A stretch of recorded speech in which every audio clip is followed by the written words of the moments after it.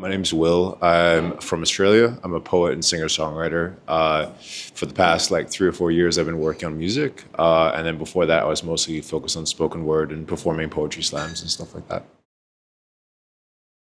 So the reason why I signed up for this is because I wanted to learn more about music production so that I could basically produce my own music instead of having to work with another artist or another producer to sort of bring it to life.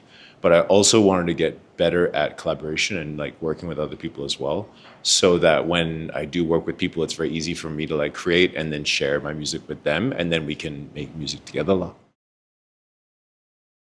I think trusting myself that I already have certain skill sets that I just haven't put to use, I think, in some time.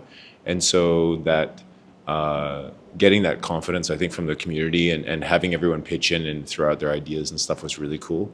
And then coming up with kind of an idea for a 4-part EP, and then being able to work on one song, I think was really nice.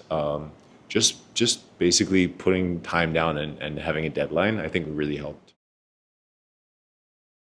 I think people who are wanting to learn more about, maybe who are not have never really made music before and are wanting to learn more about the tools and what's some of the skill sets required for using Ableton and Logic Pro.